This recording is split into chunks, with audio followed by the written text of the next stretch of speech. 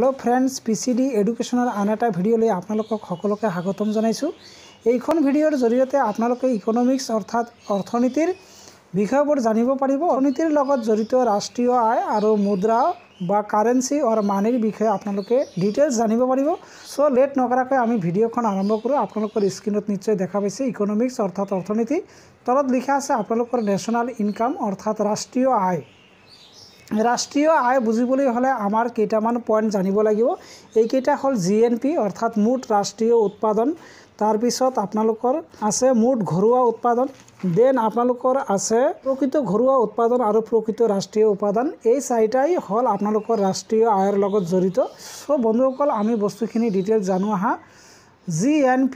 GNP means हल gross national product. बस्तुखिनि आपनालोके मनोयोग दि शुनिब। Gross माने मुठ राष्ट्रीय उत्पादन, किमानखिनि आमार राष्ट्र एखने उत्पादन करिसे एटु कथा কৈছে যে এখন দেশৰ আমি ভাৰতবৰ্ষৰ কথা ভাবি লৈছো যে এখন দেশৰ ভিতৰত এবছৰত উৎপন্ন হোৱা সকলো দ্ৰব্য সামগ্ৰী আৰু সেৱাসমূহক একেলগে জিএনপি বা মুঠ ৰাষ্ট্ৰীয় উৎপাদন বোলা হয়। ইয়াত আপোনালোকক ধৰক आमार भारतवर्षर भितरत जिमानबोर बस्तु उत्पन्न हो आछे आरो यार लगत आमी जे आपनालोকক सेवा आगबঢ়াই आछो विभिन्न सार्विस सेक्टरत मानुहे सार्विस अर्थात चाकरी करि आछे, सरकारक सेवा प्रदान करि आछे। এই সকলোবোৰে হ'ব आपनालोকৰ जीएनपी। মনত ৰাখিব যে এটা বছৰৰ ভিতৰত দেশত উৎপন্ন হোৱা সকলো দ্ৰব্য সামগ্ৰী আৰু সেৱাসমূহক একেলগে जीएनपी বা মুঠ ৰাষ্ট্ৰীয় উৎপাদন বোলে। নিশ্চয় কথাখিনি বুজি পাইছে।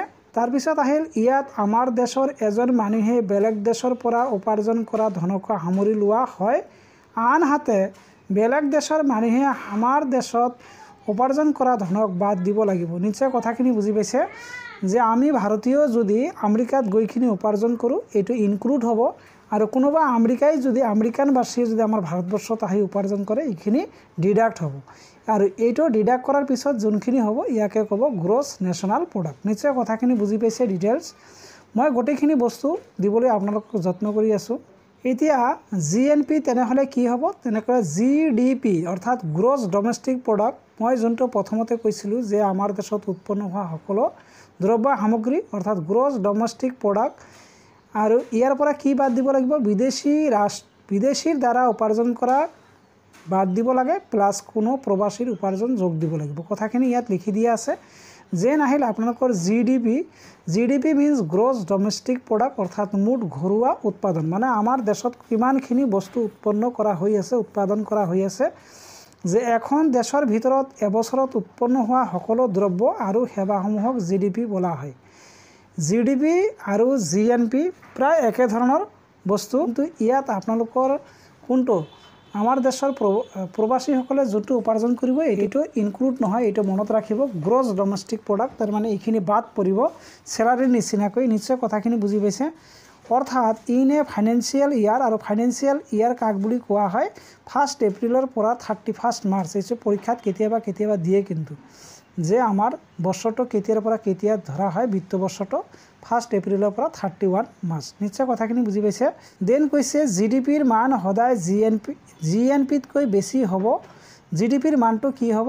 আমাৰ গ্ৰছ ডমেষ্টিক প্ৰডাক্টৰ মানটো সদায় জিএনপিতকৈ বেছি হ'ব, কাৰণ বিদেশী এজনে আমাৰ দেশত বেছি উপাৰ্জন কৰে, আনহাতে এজন ভাৰতীয় নাগৰিকে বিদেশত কম উপাৰ্জন কৰে। নিশ্চয় কথাখিনি বুজি পাইছে। গতিকে জিডিপিৰ মানটো বেছি হ'ব। জিডিপিৰ ক্ষেত্ৰত বেলেগ দেশৰ মানুহে কি আহে আমাৰ দেশত উৎপন্ন কৰে, এইটো কথাও ইয়াত সামৰি লোৱা হৈছে।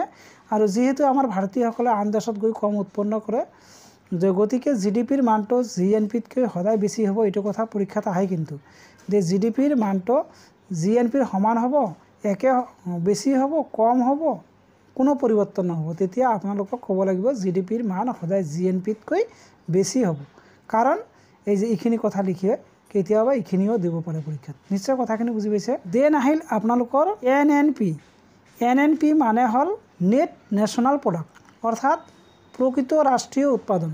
নেট নেশ্যনেল প্ৰডাক্ট প্ৰকৃত ৰাষ্ট্ৰীয় উৎপাদন। এনএনপি হ'ল নিৰ্ধাৰণ কৰি দিয়া এটা সময়সীমাৰ ভিতৰত সাধাৰণতে এবছৰৰ নাগৰিকসকলৰ দ্বাৰা উৎপাদিত চূড়ান্ত সামগ্ৰী আৰু সেৱাসমূহৰ মুঠ বজাৰ মূল্য মূলধনৰ ক্ষতি নিবাৰণ কৰাৰ পদ্ধতি। বজাৰ মূল্য আৰু মূলধনৰ ক্ষতি যে এটা বছৰত এটা দেশত কিমানখিনি বস্তু উৎপাদিত হৈছে আৰু এইখিনিৰ বজাৰ মূল্যকে কি বুলি কোৱা হ'ব নেট নেশ্যনেল প্ৰডাক্ট নিশ্চয় কথাখিনি বুজি পাইছে গতিকে NNP হ'ব GNP মাইনাছ ডেমনষ্ট্ৰেশ্যন এইখিনি পিছত পাব আপোনালোকে ডেমনষ্ট্ৰেশ্যন কথাটো মনত ৰাখিব ডেমনষ্ট্ৰেশ্যন মানে মূল্য হীৰা যাক ওৱেৰ এণ্ড টিয়াৰ বুলিও কোৱা হয় এইখিনি বস্তু পিছত পাব ইয়াত এটা কথা মনত ৰাখিব যে NNP is equal to GNP minus demonstration তাৰমানে নেট নেশ্যনেল প্ৰডাক্ট সমান gross national product minus demonstration অৰ্থাৎ মূল্য হ্ৰাস হ'ব কেনেকৈ মূল্য হ্ৰাস হ'ব বস্তুখিনি বনাওঁতে কিছুমান পুৰণা হৈ যায় নষ্ট হৈ যায় এইখিনি বাদ দিয়াৰ পিছতে কি থাকিব আপোনাৰ NNP খিনি হয় গতিকে NDP মানে কি এতিয়া আহিল নেট ডমেষ্টিক প্ৰডাক্ট অৰ্থাৎ প্ৰকৃত ঘৰুৱা উপাদান কি এতিয়া NDP is equal to GDP minus demonstration আৰু ইয়াত কৈছে যে NDP সমান GDP মাইনাছ ডেমনষ্ট্ৰেশ্যন অৰ্থাৎ গ্ৰছ ডমেষ্টিক প্ৰডাক্ট আপোনাৰ ঘৰুৱা উৎপাদন যিমানখিনি হৈছে তাৰ পৰা কি হৈছে আপোনালোকৰ ডেমনষ্ট্ৰেশ্যনটো বাদ যাব বাদ যিখিনি পোৱা যাব এইখিনি হ'ব আপোনালোকৰ NDP অৰ্থাৎ নেট ডমেষ্টিক প্ৰডাক্ট নিশ্চয় কথাখিনি বুজি পাইছে দেন আহিল এতিয়া নেশ্যনেল ইনকাম অৰ্থাৎ জাতীয় আয় NI আৰু সংক্ষেপে ইয়াক NI বুলি কোৱা হয় নেশ্যনেল ইনকাম কি হ'ব NNP minus indirect tax plus subsidy টেক্সখিনি বাদ যাব আৰু সাবচিডিখিনি আকৌ যোগ হ'ব তেতিয়া হ'ব কি নেট নেশ্যনেল প্ৰডাক্ট অৰ্থাৎ মুঠ ৰাষ্ট্ৰীয় উৎপাদন আমাৰ আৰ্থিক উপাৰ্জনত মুদ্ৰাস্ফীতিৰ যথেষ্ট শক্তিশালী প্ৰভাৱ আছে মুদ্ৰাস্ফীতি কেতিয়া হ'ব যে বস্তুৰ দাম বঢ়োৱাকে ইনফ্লেশ্যন অৰ্থাৎ মুদ্ৰাস্ফীতি বুলি কোৱা হয় এইটো যেতিয়া বস্তুৰ দাম বাঢ়িব তেতিয়া তাক কি বুলি কোৱা হ'ব ইনফ্লেশ্যন আমাৰ আৰ্থিক উপাৰ্জনত তাৰ মানে আমাৰ যোনখিনি উপাৰ্জন হ'ব বস্তুৰ দাম যদি বাঢ়ে ইয়াৰ ওপৰত যথেষ্টখিনি প্ৰভাৱ পৰিব আৰ্থিক উপাৰ্জনক নমিনেল আৰু প্ৰকৃত উপাৰ্জন হিচাপে বৰ্ণনা কৰিব পাৰি আমাৰ যোনটো আৰ্থিক উপাৰ্জন হ'ব অৰ্থাৎ ইয়াৰলি এইখিনিক আমি নমিনেল আৰু প্ৰকৃত উপাৰ্জন হিচাপে বৰ্ণনা কৰিব পাৰি পিছত পাব বস্তুখিনি আপোনালোকে চাই থাকক এতিয়া আহিল নমিনেল ইনকাম অৰ্থাৎ নমিনেল উপাৰ্জন কাক বুলি কোৱা হয় মুদ্ৰাস্ফীতি অথবা মূল্যসূচী পৰিৱৰ্তনৰ প্ৰভাৱৰ বাবে হ্ৰাস কৰা বা হিচাপ কৰাৰ আগৰখিনিয়ে হ'ল নমিনেল উপাৰ্জন মুদ্ৰাস্ফীতিৰ আগৰ ঘটনাখিনিকে কি বুলি কোৱা হ'ব নমিনেল ইনকাম বুলি কোৱা হ'ব মুদ্ৰাস্ফীতিৰ আগৰ পৰিঘটনাখিনিক নমিনেল উপাৰ্জন বুলি কোৱা হ'ব নমিনেল উপাৰ্জনৰ উদাহৰণ হ'ল বেতন আৰু আমাৰ সেভিংছ একাউণ্টৰ পৰা হোৱা সুতৰ হাৰ এইটো মনত ৰাখিব কেতিয়াবা উদাহৰণ আপোনালোকক দি দিব যে নমিনেল ইনকামৰ তলৰ কোনটো উদাহৰণ হয় তেতিয়া আপোনালোকে ক'ব লাগিব যে বেতন আৰু আমাৰ সেভিংছ একাউণ্টৰ পৰা হোৱা সুতৰ হাৰ দেন আহিল ৰিয়েল ইনকাম অৰ্থাৎ প্ৰকৃত উপাৰ্জন কাক বুলি কোৱা হয় মূল্যসূচীৰ পৰিৱৰ্তন আৰু মুদ্ৰাস্ফীতিৰ প্ৰভাৱৰ বাবে হ্ৰাস কৰা অথবা হিচাপ কৰাৰ পাছৰ আৰ্থিক উপাৰ্জন নিশ্চয় কথাখিনি বুজি পাইছে যে মুদ্ৰাস্ফীতি হ'ল বস্তুৰ দাম বাঢ়িল তাৰপিছত কি কৰিলে কিছুমান বস্তুৰ দাম কমাই দিব আৰু তাৰ ফলত যোনটো হিচাপ নিকাচ কৰিব ইয়াকে ৰিয়েল ইনকাম বুলি কোৱা হয় প্ৰকৃত উপাৰ্জন বুলি কোৱা হয় এতিয়া আহিল আপোনালোকৰ পাৰ কেপিটা ইনকাম এইটো বহুত ইম্পৰ্টেণ্ট হয় জনমূৰি আয় ৰাষ্ট্ৰীয় আয়ক দেশৰ জনসাধাৰণৰে হৰণ কৰি জনমূৰি আয় হিচাপ কৰা হয় নিশ্চয় কথাখিনি বুজি পাইছে আমাৰ দেশৰ জনসংখ্যা ধৰক 130 কোটি আৰু টোটাল আমাৰ ৰাষ্ট্ৰীয় আয় হৈছে ধৰক $500 ট্ৰিলিয়ন এইটো মুঠ জনসংখ্যা 130 কোটিৰে ভাগ কৰি যোনটো আপোনাৰ গড় ওলাব এইটোকে ক'ব পাৰ কেপিটা ইনকাম নিশ্চয় কথাখিনি বুজি পাইছে এতিয়া আপোনালোকৰ পাৰ কেপিটা ইনকাম জনমূৰি আয়ৰ কিছুমান উইকনেছ আছে দুটা দুৰ্বলতা আছে যেনেকুৱা পৰিয়ালত কাম কৰা মানুহ অৰ্থাৎ আৰ্থিক কামকাজ যিবোৰ আৰ্থিক উপাৰ্জন নিদিয়ে যেনেকুৱা মা সদায় কাম কৰি থাকে ঘৰত কোনো উপাৰ্জন নাপায় ইহঁতক জনমূৰি আয়ৰ ভিতৰত ধৰা নহয় আৰু এইখিনি যে যোনে উপাৰ্জন নকৰে ইয়াক জনমূৰি আয়ৰ ভিতৰত ধৰা নহয় এইটো এটা উইকনেছ আৰু সামগ্ৰীৰ ব্যয় দেশ এইটো বস্তু মনত ৰাখিব যে সামগ্ৰীৰ ব্যয় দেশ খতকৈ কত দুগুণ হয় বস্তু এটাৰ ব্যয় খতকৈ দেশ কত দুগুণ হয় আৰু কৰ জনমূৰি আয় খতকৈ দুগুণ হয় তেতিয়া দুখন দেশ সমানে শক্তিশালী হ'ব ইয়াত বস্তুখিনি লিখি দিয়া হৈছে এতিয়া পাৰ কেপিটা ইনকাম আমাৰ ভাৰতবৰ্ষৰ ভিতৰত গোৱাৰ আটাইতকৈ বেছি তাৰপিছত এইটো বিহাৰ হ'ব বন্ধুসকল এইটো ভুল হৈছে বিহাৰ আৰু বিহাৰৰ পাৰ কেপিটা ইনকাম একেবাৰে কম হয় এইখিনি বস্তু আপোনালোকৰ লাগিব যে CSO means central statistical organisation অৰ্থাৎ কেন্দ্ৰীয় সাংখ্যিক সংগঠন আমাৰ হিচাপ নিকাচৰ কাৰণে কি থাকে এখন কেন্দ্ৰীয় সাংখ্যিক সংগঠন থাকে CSOৰ কাম হ'ল ৰাষ্ট্ৰীয় আয় অৰ্থাৎ ন্যাশনাল ইনকাম গণনা কৰা, এইটো ভিভি ইম্পৰ্টেণ্ট। CSO গঠন কৰা হৈছিল 1951 চনত আৰু নিউ দিল্লীত ইয়াৰ হেডকোৱাৰ্টাৰ আছে, এইখিনি জানি ৰাখিব। দেন ৰাষ্ট্ৰীয় আয়ৰ ভিত্তিত দাদাভাই নৌৰোজীয়ে পভাৰ্টি অফ আনব্ৰিটেন ইণ্ডিয়া নামৰ কিতাপখন লিখিছিল, মনত ৰাখিব, ভিভি ইম্পৰ্টেণ্ট হয়। যে দাদাভাই নৌৰোজীয়ে যে ৰাষ্ট্ৰীয় আয়ৰ ওপৰত ভিত্তি কৰি কোনটো কিতাপ লিখিছিল, পভাৰ্টি ইন আনব্ৰিটেন ইণ্ডিয়া নামৰ কিতাপখন লিখিছিল। সেই সময়ত অৰ্থাৎ 1867-68 চনত নেশ্যনেল ইনকাম আছিল আপোনালোকৰ 20 টকা, এইটো কথা জানি ৰাখিব। আৰু ধনৰ পলায়ন সিদ্ধান্ত কোনে দিছিল? ধনৰ পলায়ন সিদ্ধান্ত দাদাভাই নৌৰোজী দিছিল। তাৰ পাছত ইয়াত কোৱা হৈছে ভাৰতৰ ৰাষ্ট্ৰীয় আয় সমিতি গঠন হৈছিল 1949 চনত, এইটো কথা মনত ৰাখিব। তাৰপিছত কাৰ্বি প্লেটু উচ্চতম শৃংগটো হ'ল ডাম্বুকছু, এইটো প্ৰশ্নটো বাদ পৰিছিল, গতিকে ইয়াত ইনক্লুড কৰি দিছোঁ। বস্তুখিনি আপোনালোকে মিক্স পাব, ক'তো কোনো বস্তু এৰি যাব নোৱাৰে। ভিডিঅ'বোৰ আপোনালোকে চাই থাকিব। অসম টেটৰ কাৰণে অতিকৈ গুৰুত্বপূৰ্ণ ভিডিঅ', ইয়াৰ ওপৰত আৰু ভিডিঅ' হ'ব নোৱাৰে বন্ধুসকল। চ' আপোনালোকে ভাবিব।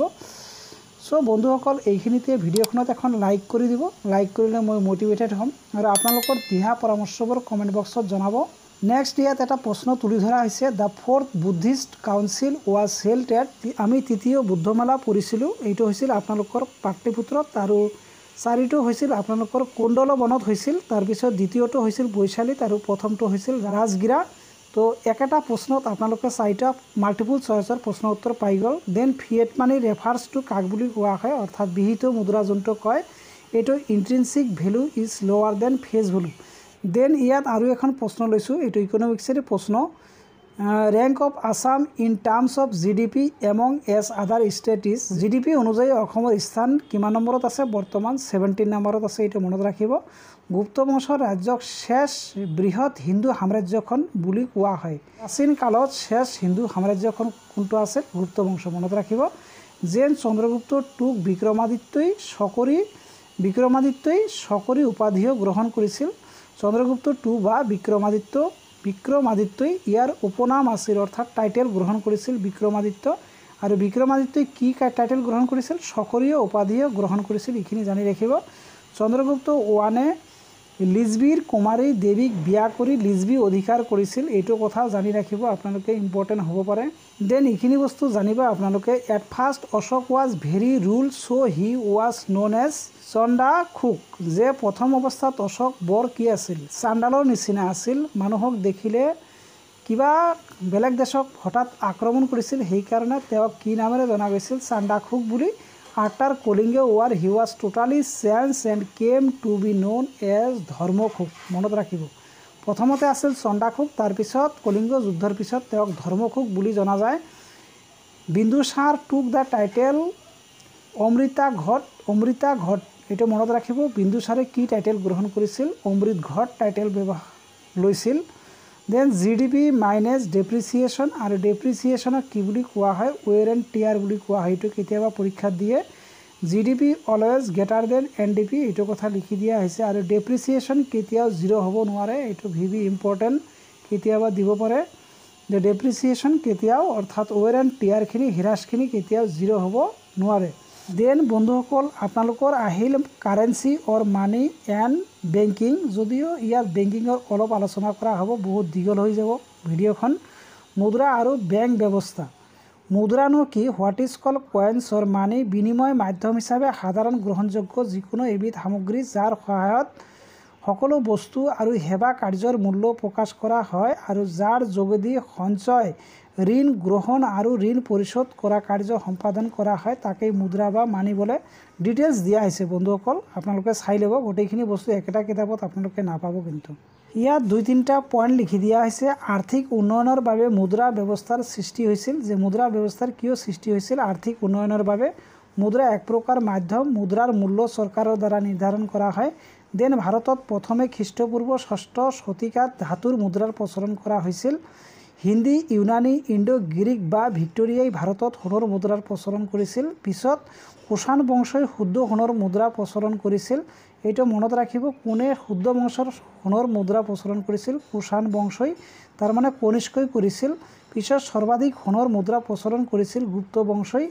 250 বছৰ চলিছিল আৰু এই সোণৰ মুদ্ৰাবোৰ নিশ্চয় কথা সোণৰ এটা নিজস্ব মূল্য আছে গোল্ড ইজ প্ৰিচিয়াছ ষ্টন মনত ৰাখিব দেন পিছত সাংকেতিক মুদ্ৰা প্ৰচলন কৰা হৈছিল তাৰপিছত কি হ'ল সাংকেতিক মুদ্ৰা অৰ্থাৎ যেনেকুৱা 25 পইচা 1 টকা এনেকুৱা সাংকেতিক মুদ্ৰা অৰ্থাৎ যাক আমি ফেচ ভ্যালু বুলি কওঁ প্ৰতীক মুদ্ৰা বা নিৰ্দেশন মুদ্ৰা বা সাংকেতিক মুদ্ৰা কাক বলে মুদ্ৰাৰ লিখিত মূল্য ইয়াৰ ধাতু মূল্যতকৈ বেছি হ'লে তাকে প্ৰতীক মুদ্ৰা বা নিৰ্দেশন মুদ্ৰা বলে ভি ইম্পৰ্টেণ্ট দেন আৰু এটা ডেফিনেশ্যন দিয়া হৈছে যি মুদ্ৰাৰ মান শিক্ষাৰ মানতকৈ অধিক তাকে সাংকেতিক মুদ্ৰা বলে যাৰ মান বাস্তৱিক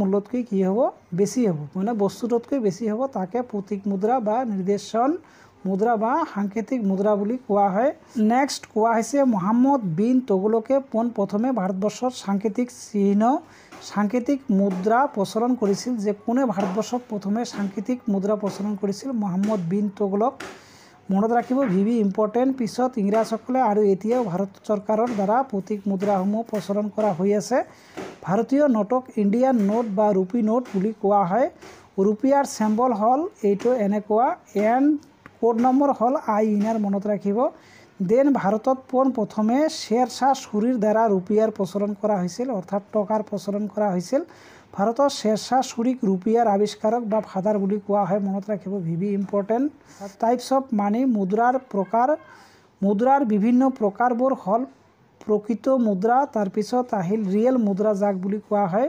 প্ৰতিনিধিত্বমূলক মুদ্ৰা ৰিপ্ৰেজেণ্টেটিভ মানি ধাতু মুদ্ৰা মান মুদ্ৰা প্ৰতীক মুদ্ৰা আদেশী মুদ্ৰা আৰু বিহিত মুদ্ৰা আমি প্ৰতীক মুদ্ৰা এইমাত্ৰ অলপ আগত পঢ়িলোঁ তাৰপিছত আৰু এটা আছে বিহিত মুদ্ৰা দেন আপোনালোকৰ আহিল পৰিৱৰ্তনীয় কাগজী মুদ্ৰা কাক বুলি কোৱা হয় যিবিলাক কাগজী মুদ্ৰাক ধাতু মুদ্ৰা বা ধাতুৰ পৰিমাণেৰে পৰিৱৰ্তন কৰিব পৰা যায় তেনে মুদ্ৰাক পৰিৱৰ্তনীয় কাগজী মুদ্ৰা বোলা হয় যেনে চেক মনত ৰাখিব ভি ইম্পৰ্টেণ্ট দেন অপৰিৱৰ্তনীয় কাগজী মুদ্ৰা যিবিলাক কাগজী মুদ্ৰাক ধাতু মুদ্ৰা বা ধাতুৰ পৰিমাণেৰে পৰিৱৰ্তন কৰিব পৰা নাযায় তেনে মুদ্ৰাক অপৰিৱৰ্তনীয় মুদ্ৰা বুলি কোৱা হয় বা কাগজী মুদ্ৰা বুলি কোৱা হয় এটাৰ উদাহৰণ হ'ব আপোনালোকৰ গোল্ড মনত ৰাখিব যে অপৰিৱৰ্তনীয় কাগজী মুদ্ৰাৰ উদাহৰণ কি হ'ল আপোনালোকৰ প্ৰকৃত মুদ্ৰা অৰ্থাৎ ৰিয়েল মানে দেশৰ সকলো মানুহৰ মাজত প্ৰচলিত মুদ্ৰাক প্ৰকৃত মুদ্ৰা বলে এই মুদ্ৰাৰ জৰিয়তে যাৱতীয় বিনিময় কাৰ্য সম্পাদন কৰা হয় বিনিময় মাধ্যম হিচাপে ব্যৱহাৰ কৰা কাগজী মুদ্ৰা আৰু ধাতু মুদ্ৰা হৈছে প্ৰকৃত মুদ্ৰা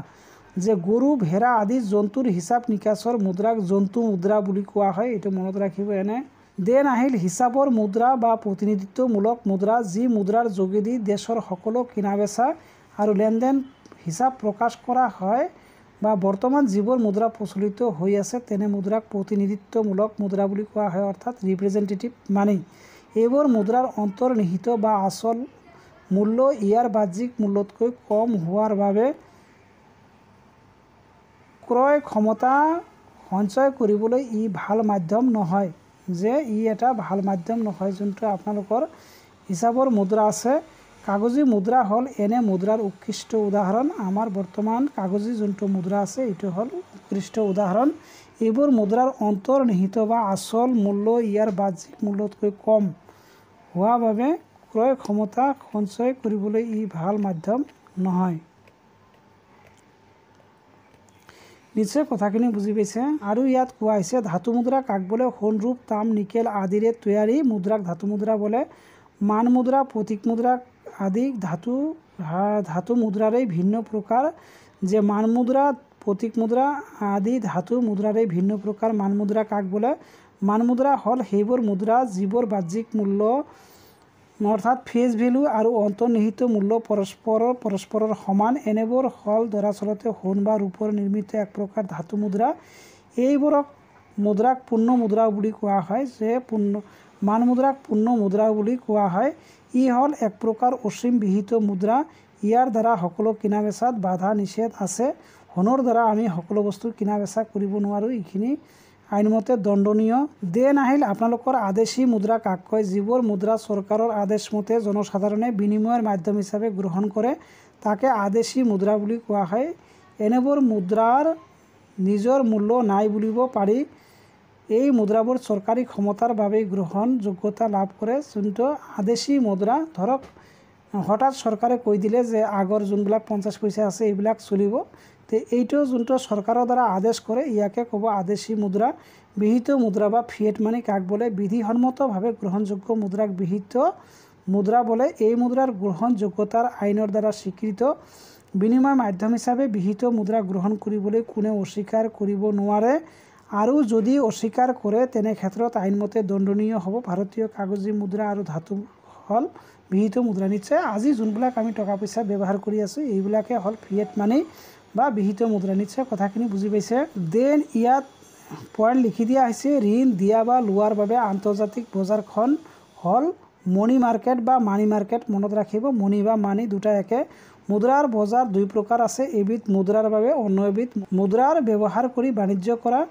best example of money is gold, এইটো মনত ৰাখিব। Then MO means the amount of coin and bank notes in circulation.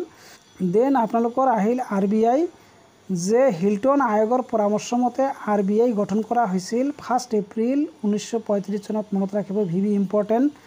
2 रुपया আৰু 2 টকাতকৈ অধিক মানৰ সকলো নোট RBIৰ দ্বাৰা ছপোৱা হয়, কিন্তু আজিকালি 1 টকা 2 টকা আৰু 5 টকীয়া নোটৰ ছপা কৰা নহয়, এইখিনিও জানি ৰাখিব।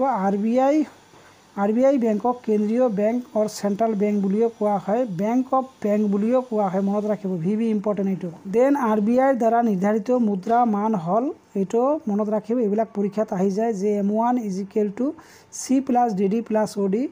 চি হ'ল আপোনালোকৰ কেছ কাৰেঞ্চি ইন মাৰ্কেট, যোনটো বজাৰত চলি থকা পইচা।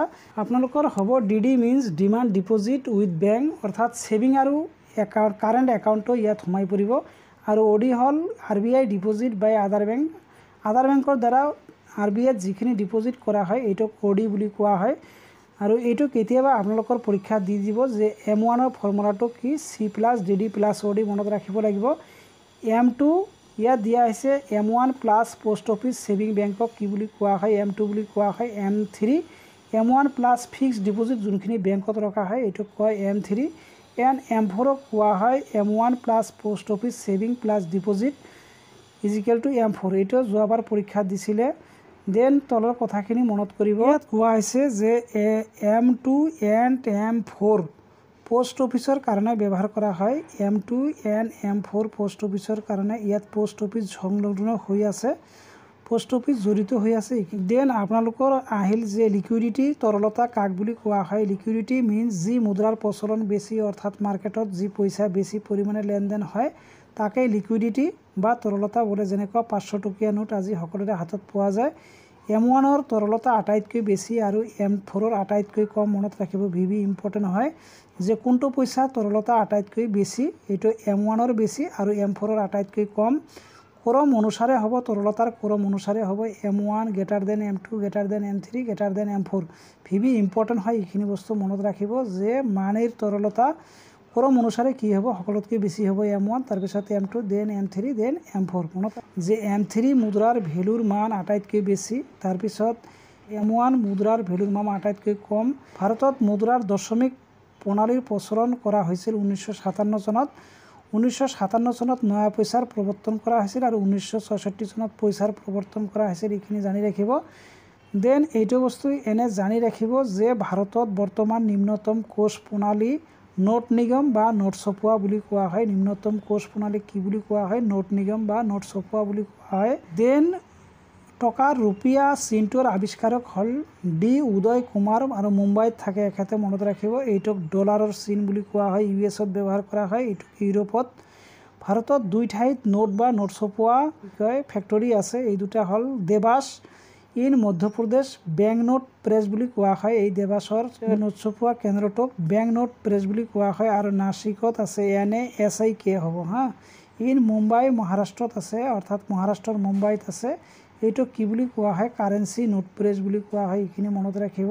দেন বন্ধুসকল, এইখিনি বস্তু অলপ জানি ৰাখিছোঁ যে হোৱাট ইজ কল হট মানি, যি মানিৰ পৰিৱৰ্তন আৰু পলায়ন গুণ বেছি থাকে তাক, অৰ্থাৎ যি মানি একে ঠাইত নাথাকে তাকে হট মানি বুলি কোৱা হয়। যেনেকুৱা ডলাৰ আমাৰ পৃথিৱীৰ সকলো ঠাইতে ডলাৰৰ প্ৰৱৰ্তন প্ৰচলন আছে।